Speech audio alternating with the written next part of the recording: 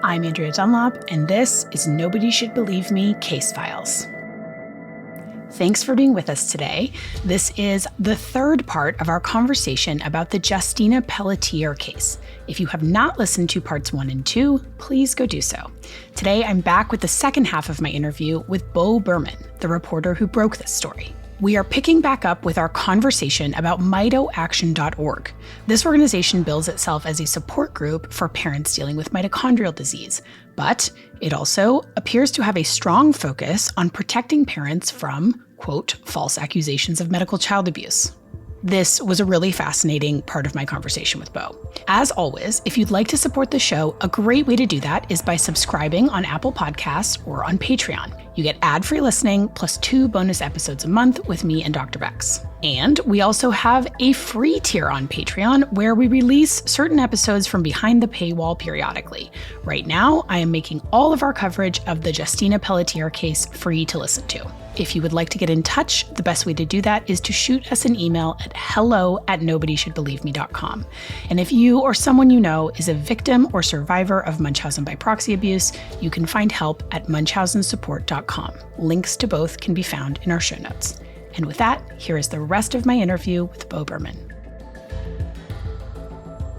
I have a detective that is an expert on medical child abuse cases who does a lot of reporting with me. And, he looked at it and he said, part of this, at least in the state of Texas, you would be committing a crime if you followed this advice, because it was, and it just, a lot of it was just very striking. I mean, having covered a lot of these cases, saying things like, be sure to celebrate your child's wins on social media as well as their rough days, because that will be used against you if you don't appear to be celebrating their health. And I'm like, you're a parent as well. Like, is that something that you would need to be told? It really rang, again, being very, very deep in this and looking at a lot of these cases, talking about make sure there are other people caring for the child, because if it's only the mom, they'll hold that against you. And I was like, well, that's good advice in terms of just like having people care for the child. But again, like, this doesn't seem like something that, it was all very much framed in like, here's how not to get accused of medical child abuse. And I just sort of think about it. If I found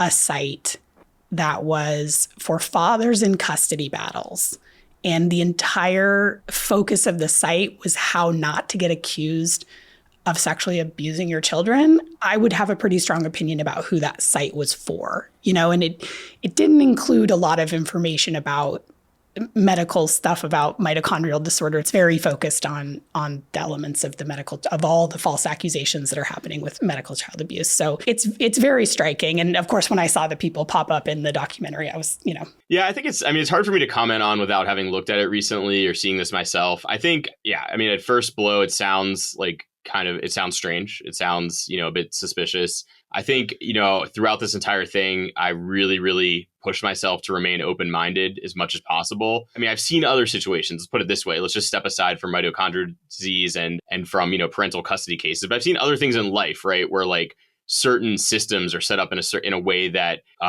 they do sometimes err on one side, or, give judgments predominantly 80% of the time to mothers or to fathers, in legal systems, or just the default thinking in society is a certain way. And so, I could like make the argument that like, oh, I see what they're doing here. They're realizing that like the system is set up this way, that it hasn't caught up to the science or something. And they're trying to help people. So I guess the question I would ask, just to have the conversation, let me ask you something, even though you're the host here. Do you think there are any cases where parents are falsely accused of Munchausen by proxy or, medical child abuse? I think there are, because I think everything happens that could happen, right? My colleagues, so I'm part of the Munchausen by proxy committee on the American Professional Society on the Abuse of Children, and that is like a concentration of most of the best experts in the country and really in the world. And one of my colleagues has seen one that went all the way to the courts, right? Not something where there was a suspicion and then it was cleared up, right? That's a different thing. If there's a suspicion, and one of my other colleagues has an example that, she worked as a psychiatric nurse for 30 years and has a law degree and just an incredible expert. Actually, Bjorker, she was in the Peacock documentary. They talked to her briefly. She always talks about this case where the child's ears were bleeding and it wouldn't clear up and it wouldn't clear up. And it was suspicious for Munchausen by proxy, right? They suspected the mom was causing it. And so they did a trial separation and it continued. And so right away they knew, okay, the mom is not causing this. And they determined that this child did have a rare disorder. And in fact, his sibling had died. And that was one of the things that was a red flag, right? If you see that there's been a sibling death in the family, that's also, a possible red flag for Munchausen by proxy. So to me, that's not a false accusation, right? That's doctors acting on a good faith suspicion and then clearing it up. There's only one case that I've heard about from my entire committee colleagues where it actually went to court and there was a separation. And that's Dr. Mark Feldman, who's a very well-known expert. And he feels strongly that that was not a case of Munchausen by proxy. I can't remember all the specifics of it, but to say it's vanishingly rare. And on the other side, the number of cases that all of my colleagues have worked on and that I know about that are cases where the parents were guilty and the evidence was extremely compelling, where they got their children back or didn't face any consequences or both, are too numerous to count. And it's a problem of underdiagnosis, not overdiagnosis. And unfortunately, the reigning media narrative right now is one of overdiagnosis. And in fact, that's spilled out into other things like broken bones and abusive head trauma with the Take Care of Maya movie. And that case, there was a whole bunch of parents that came in, and I did some digging on some of the other parents that were in the movies and read their police reports. And they found, there's another well-known expert, I can't remember his name, Dr. Schaefer, who is in the 5% of the medical establishment who does not believe that abusive head trauma exists. And he testifies in court that it doesn't exist.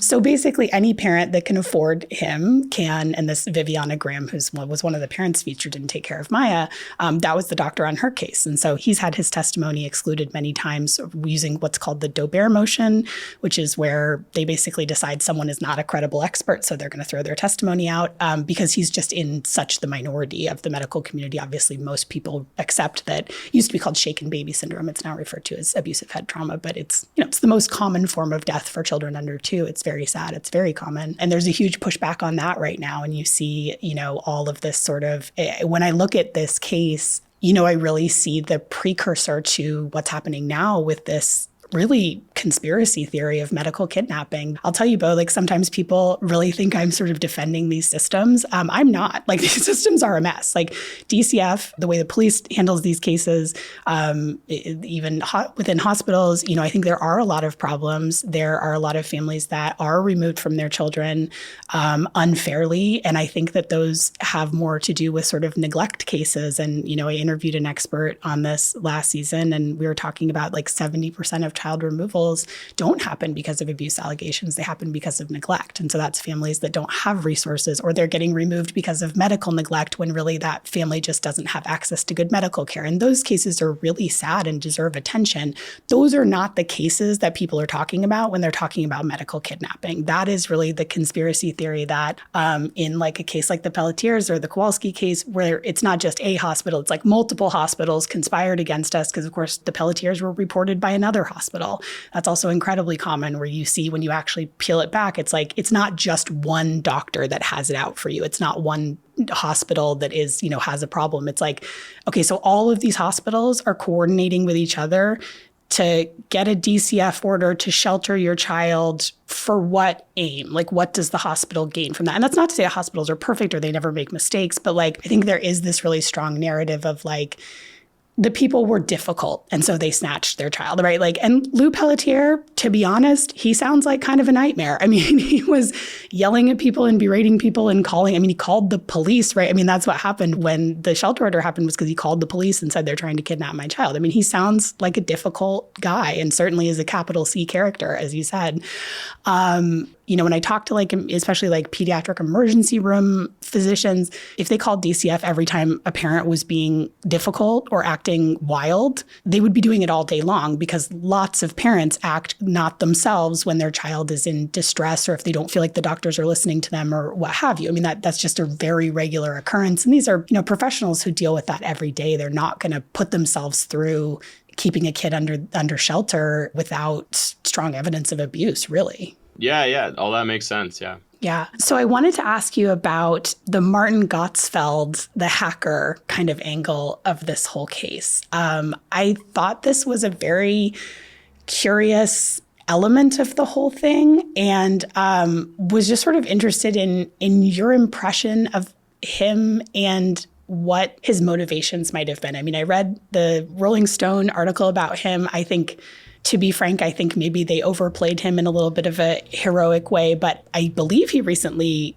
was released from prison. I mean, that was just kind of a wild element to that story. What are your thoughts on him? Yeah, I mean, I think he kind of comes into the situation out of left field. He was not directly involved whatsoever, had no familial friendship, any connection to the family, to the hospital even. I've never met him. I have spoken extensively with his partner, over the phone and through emails. And he wrote me a letter from prison with his situation or his side of the story, whatever. I mean, again, a lot of my knowledge is probably similar to yours in terms of, the Rolling Stone article.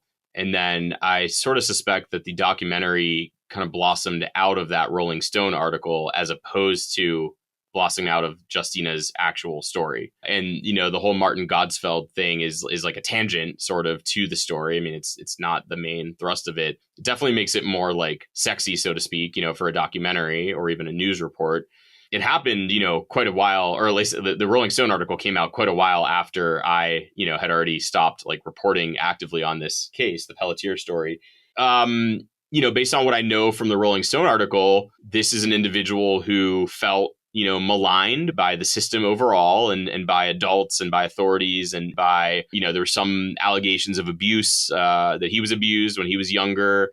And he, as an outsider, seeing national media coverage of this situation with Justina, without being on the inside of it, felt that she was being wronged in some way by being held at the hospital, ostensibly against her will, or at least against the parents' will, for sure. We don't know if it was against her will. It may or may not have been. But, he took dramatic action, and he just happened to have these bizarrely advanced skills for hacking. And so, as you learn in the documentary, he, hacked the Boston Children's Hospital computer system and, prevented them from receiving donations for quite a while. And they allege that it was in the hundreds of thousands of dollars that they lost and disrupted the entire hospital, could have endangered other children, maybe did endanger other children. And I would probably agree with you that he's cast in a light of a little too heroically, both in the Rolling Stone article and in the documentary, with the amount of kind of attention he gets and sympathy. I think he was someone who didn't have all the information. And granted, like most people didn't have all the information. I think the thing is, like, most people in society, we're not experts, right? Whether it's a local news reporter or, a mom or a dad watching the TV stories are not experts in Munchausen. They're not experts in mitochondrial disorder. So you're going a lot, as you do in life, on, signaling mechanisms. Do the parents seem crazy? Does the hospital seem legitimate in their actions? And you're not necessarily, no one can really draw, except for you maybe, who's like dedicated, part of their life to this, but like most people can't, and to some extent me back then, but most people can't drop everything and pull up police reports and doctor's notes and this and that and fully weigh it. So again, that all of that is just to say that this guy became convinced that this 14-year-old girl was being wronged, possibly abused by the hospital. The irony is she might have been being abused by her parents.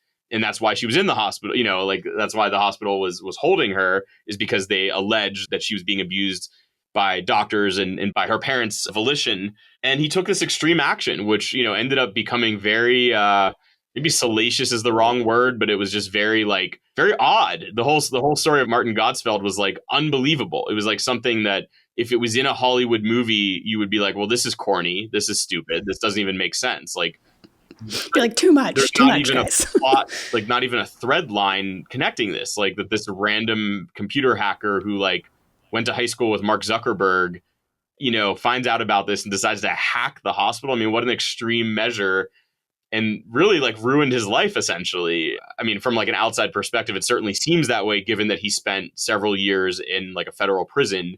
I have also heard that he's been released at this point. So again, this goes back to like purely selfishly as a news reporter, it was kind of great for anyone covering the story because it gave it this very bizarre twist and turn. If I had a child in that hospital, I would be very upset at this person, obviously. Yeah, I mean, I don't know what else to say about it. I mean, the fact that they, fled the FBI, went to Florida, purchased a speedboat on Craigslist, ended up in Cuba, interviewed by government officials and then dismissed and sent back into a storm, got picked up by a Disney cruise ship, were given Mickey Mouse t-shirts, I believe, to stay warm, and then were apprehended by the FBI in the port of Miami or whatnot. It reads like a horrible, B-grade movie. And it's all true. I mean, the story of what he did and his girlfriend, his wife did, in terms of with him. So, yeah, I don't know what to make of it. I mean, I do think it made for a compelling Rolling Stone article. It definitely made the documentary more interesting. They devoted basically an entire episode of the series to it, which is a little misleading just because this really was like a tangent to the whole story.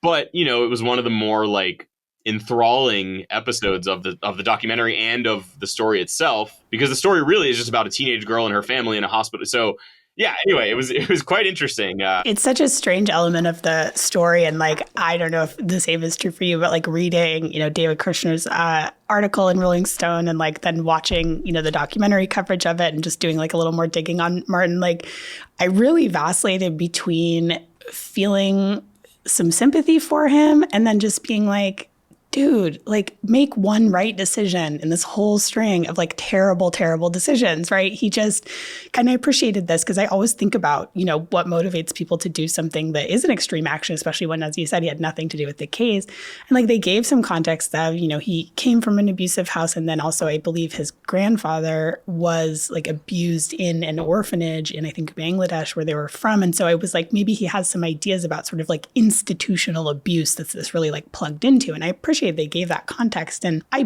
believe he thinks he was doing the right. And then from there, it's like he just sort of got more and more grandiose, right? Of like, I have to do this, And then when it gets to sort of the trial for him, and I'm like, I don't really think he deserved to be in prison for 10 years, which is what I believe he served in the end. But then he's completely unrepentant in court and he's saying he's going to do it again. So I was like, well, that's just not the move, buddy. Like they're not going to, And I think he really got a bit high on the idea of being the savior of Justina Pelletier in a way that like, I'm like, this behavior is actually sort of concerning because you seem like you don't have any concept of maybe why you shouldn't have done this. So yeah, he's a curious character. Have you kept in touch with the Pelletiers at all? Do you hear from them at all? I do not, make any effort to actively keep in touch with anybody who I've ever covered, as a subject of a news story. Active or passive efforts, I would say. That being said, I have received, some like outreach from the family over the years. And mostly it's been essentially like attempts to alert me of, something that's to something that's going on in their situation or with Justina, and basically seek like either counsel or help drumming up more media coverage. And I've just, tried to politely let them know that I'm no longer like a practicing, news reporter. Not really a practicing journalist either at this point, although I, do have ambitions of releasing a book on this topic of like their case, specifically. But so they've reached out a couple times, not anytime recently. The last time was probably 3 or 4 years ago, which, even that being said, was a long time after they had known me to be in their life, so to speak, as a journalist. But and that's much closer to like when their court case was happening. So that makes sense. It was closer to when the court case was happening. That's correct. Yeah. One thing I'll say is that, they had a lot of conviction to the very end that they would, be exonerated in their civil trial, which they were not.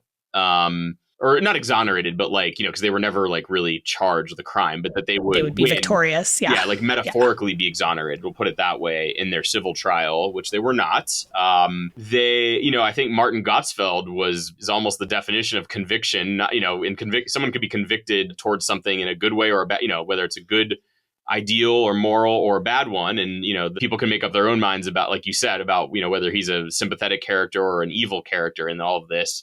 If one thing, he did not lack conviction, and that, to the point where he clearly deeply inside, well, it seems, believes in what he did and stands by it. And, like you said, says he would do it again. And that's someone who believes deeply in what they believe in, for better or worse. Right.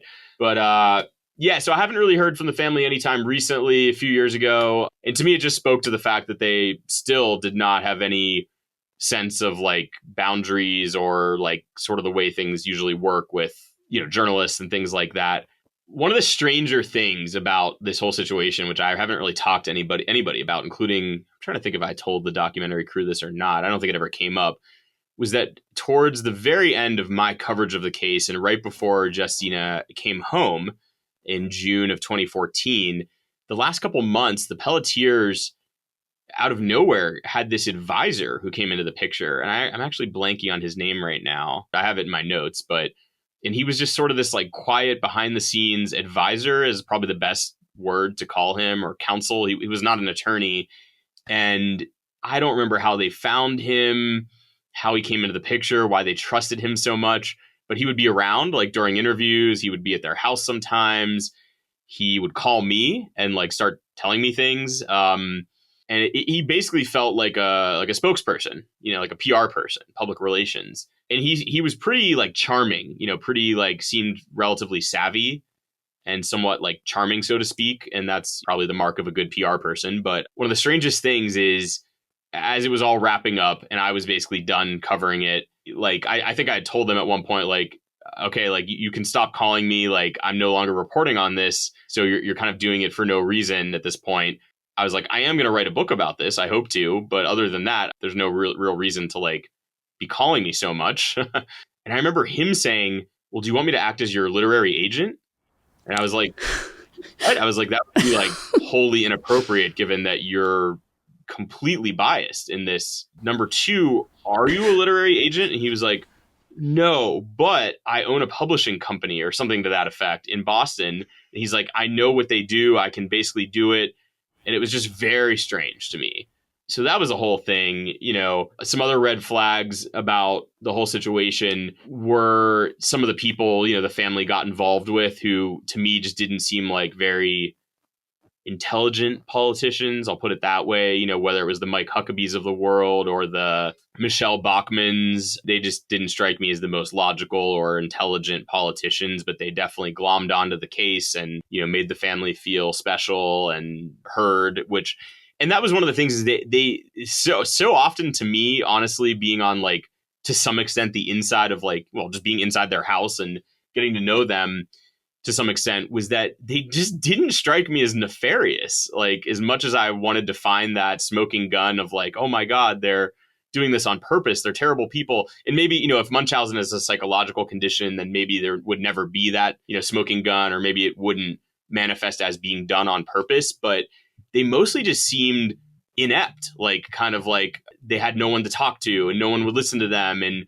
they were just kind of clueless about a lot of things. And that's my hunch, my assumption was like, just based on like who I saw that they sought for counsel and accepted as their sort of leaders throughout this whole saga, it seemed like somebody who was just desperate for like attention, and that probably fits in with, a symptom of, a marker of Munchausen, but, desperate for attention, but then also like just looking for guidance, like, and not sure who to go with, and just accepting whoever showed up at their door for help.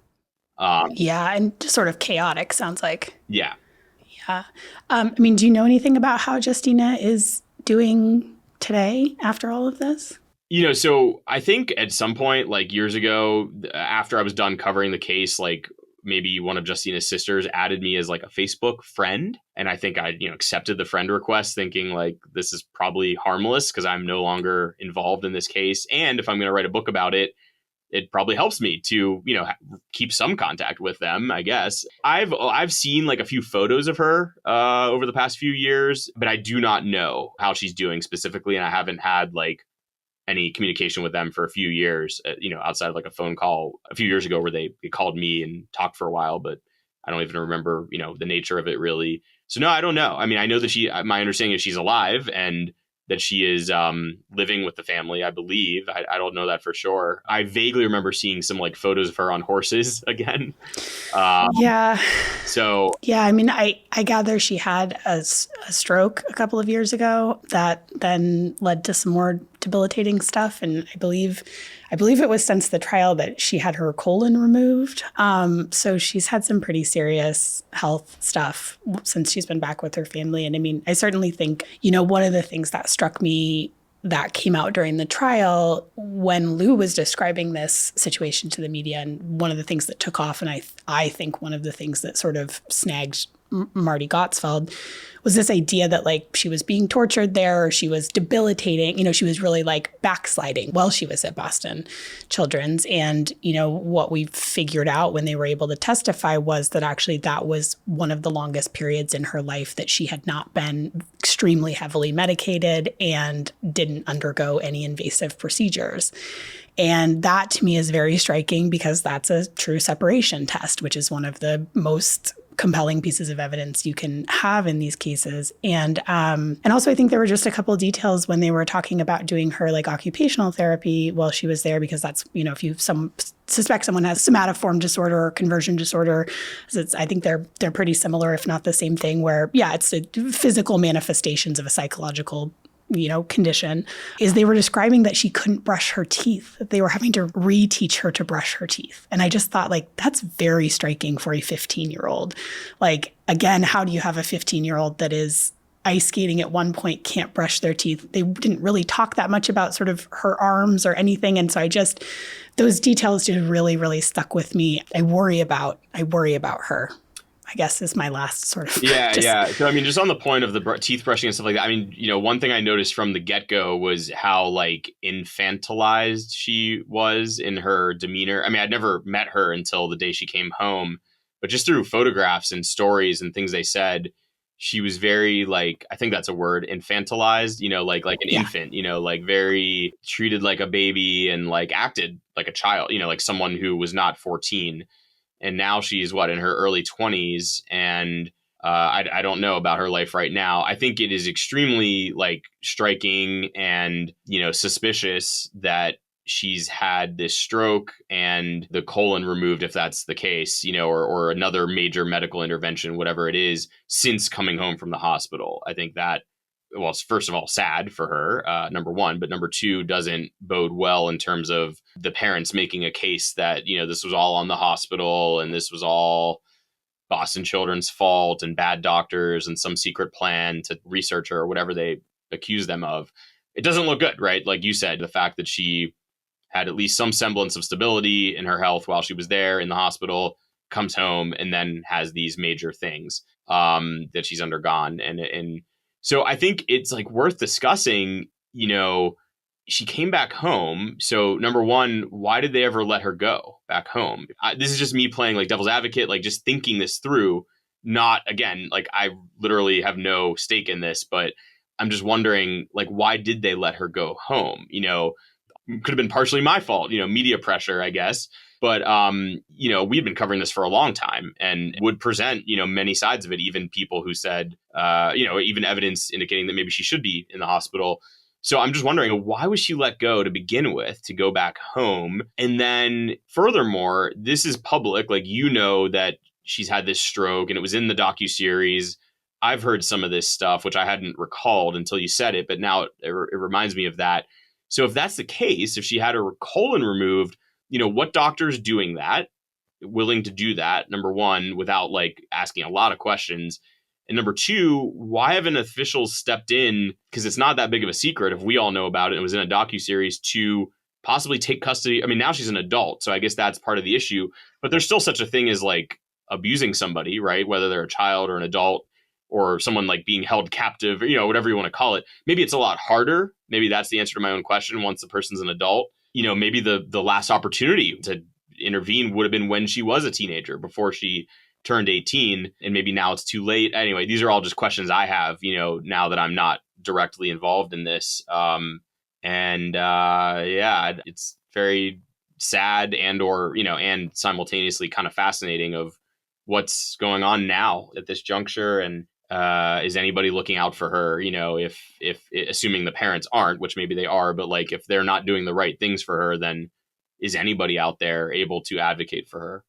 Yeah, I mean, it's certainly complicated, and I have many of those same questions. And I think from my perspective, from again, and this is just from watching and reading about the case, it does seem like public pressure certainly played into the decision for DCF to get her transferred elsewhere and eventually sent home, right? I mean, you wish that agencies and officials would always do the right thing that's best for the child, regardless of the political climate and the pressure from whomever. But of course, that's not true. These are human beings with their own interests making decisions. I think that's just the reality.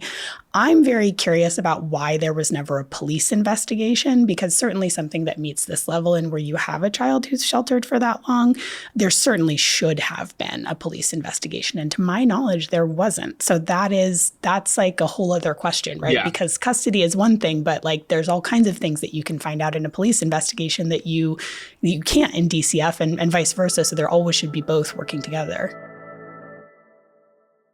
That's something I've always wondered too, be it back in 2012 or 13 or 14 or 15, any of those years, or even now-ish, is it, I don't know if that's possible, but yeah, I've just wondered why, if there's people out there who, there's certainly enough evidence that, it strikes me as something that, potentially there could be cause to look into it. It's a tricky thing. I mean, it's not like a situation where, she comes into the ER with like a broken facial bone and it's like, oh, this is abuse. This whole medical child abuse allegations are different in that people aren't used to spotting them. They are a gray area, appear that way. And so, I mean, you know more about it than I do, but complicated to investigate. And like you said, a lot of these fall back on agencies who, evaluate things somewhat politically. Do we want to get involved? Is she at an immediate risk of death or immediate harm? Yeah, it's a big question, though, is like if these parents were being accused of medical child abuse, and that's a really big question that goes back to 2013. Why were they not investigated criminally? And I say that as someone who, maybe they would have been exonerated, right? Like maybe maybe it never would have amounted to any charges, or maybe there would have been charges and they would have been found not guilty. Or maybe a police investigation could have unearthed some speculation here, but something in their home that indicated, oh, wait a minute, this definitively, a note to themselves, or, who know, a diary entry, whatever, something that would have indicated more clear cut one way or the other, either innocence or guilt. And that never happened. And I do wonder why. The reality is there are many places that don't understand that it's a crime. They see it as, as you said, like there's a huge misconception about this being primarily a mental illness question. And while there is an underlying diagnosis in the DSM, I don't think it's particularly helpful. I think we need to focus on the fact that it is a crime. And it's not, as this kind of came up before when you were talking about Linda and Lou. And I mean, Lou is very fascinating to me because I'm always interested to know how fathers, 96% of Munchausen by proxy perpetrators are mothers. And I'm always interested to know how fathers react. And this is a case where a father like really doubled down, tripled down, really made it also his business to sort of defend the family for whatever reasons he had for doing that. And it's not a situation where someone's confused about what they're doing. They are aware of their behavior. It's characterized by intentional deception. So it's very, very separate from like a parent who is anxious and who gets a hold of a doctor that gives them advice that they take sort of in good faith. And there are these, or someone that is having, suffering from postpartum psychosis and is having actual delusions about something happening to their children. Those things happen also. They're just very, very distinct from this form of abuse, which is why I think it's so important to focus on the fact that it is abuse. Yeah, that's interesting. I didn't know that, actually. I'll admit that. So one thing I'll say regarding Lou Pelletier, Justina's father, based on my experience, around him and being around the family, is that he did really seem, out of the entire family, the most to enjoy the attention that came from the media coverage. And he would, kind of chuckle about like, oh, Megyn Kelly, I mean, this is the bright lights, this is Broadway, this is New York City, type of thing. In one breath, and the next breath be talking about, how angry he was about what was happening to his daughter. I mean, it seemed like somewhat plausible that someone could like reasonably act that way, but it was like a little bit weird to me that, in one breath he was really sad and angry, and the next breath he was like excited about the bright lights and Megyn Kelly. And I mean, I got the sense that he was a big like possible Fox News viewer, and so that's why he was so excited. But like another time, I remember being in an elevator at my TV station, coming up to do like a follow-up interview, and he was like, "You see this phone number right here?" And I said, "Oh, who is that?" And he was showing me like his phone contact, list, and he was like, "That's Alan Dershowitz, big attorney. You ever heard of him?" And I was like, "I have." He was like, "It's right here in my Rolodex. I just had a call with him earlier today."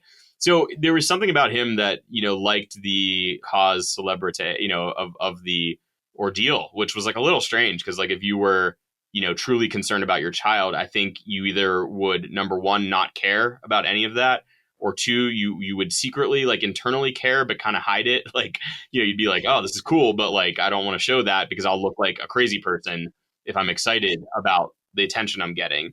So that really struck me. Now, Linda didn't really seem to care that much about the attention. She was always like sobbing or like seemed really shaken and like distressed and just emotional. Sometimes she would say something like, oh, that's a really big deal. We're going to be on Dr. Phil. Can you believe it?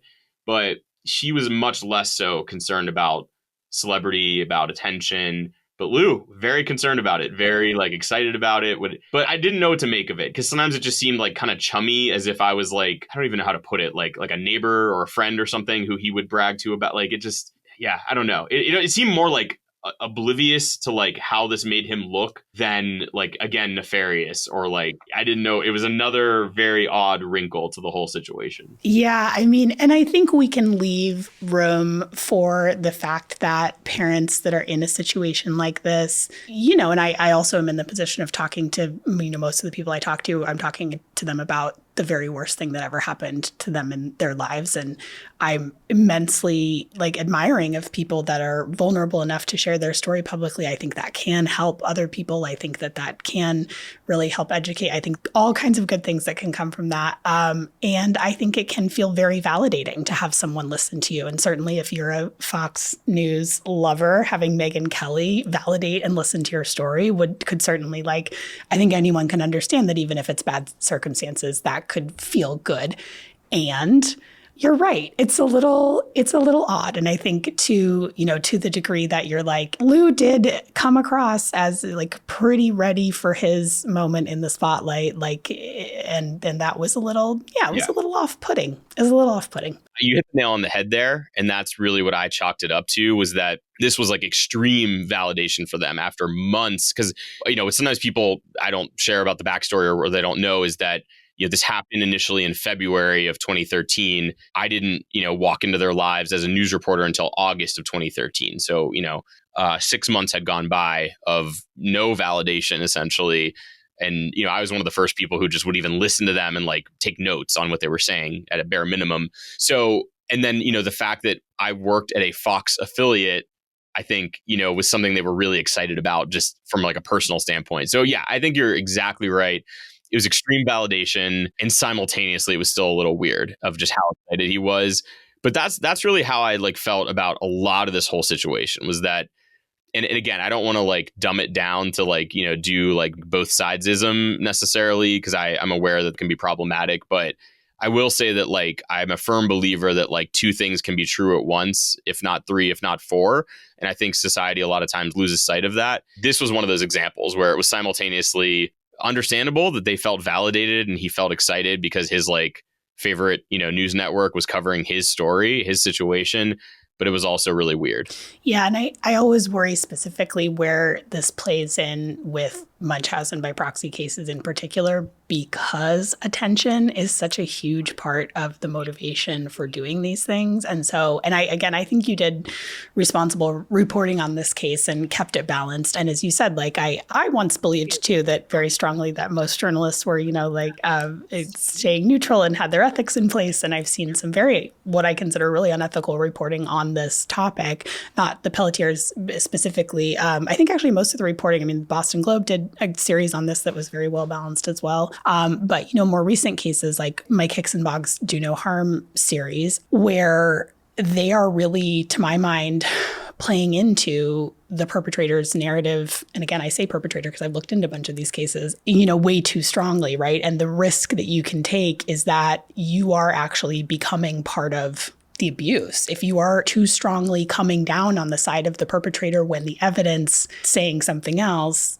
then you're becoming part of the exploitation of those children. And especially, you see some of these news articles with a whole bunch of pictures of the kids in the hospital. And I think there's some really horrifying media coverage on this topic. That's all just to say, I really appreciated your coverage on this topic. And thank you so much for coming in to talk to me about it. Is there anything that I should have asked you that I didn't, or just anything else you want to say about the case? Well, I guess a final thought is that, just in response to what you had just said, was that can be problematic especially if like a lot of local news reporters and stations are not given the time to delve into something appropriately.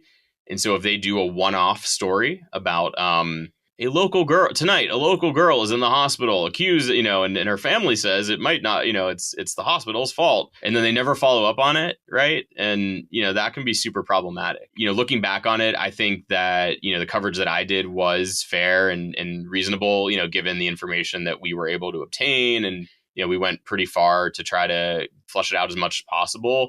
But I could certainly envision instances where, a one-off or even like just 2 stories are done. I mean, we did like over 30 or 40 in a row.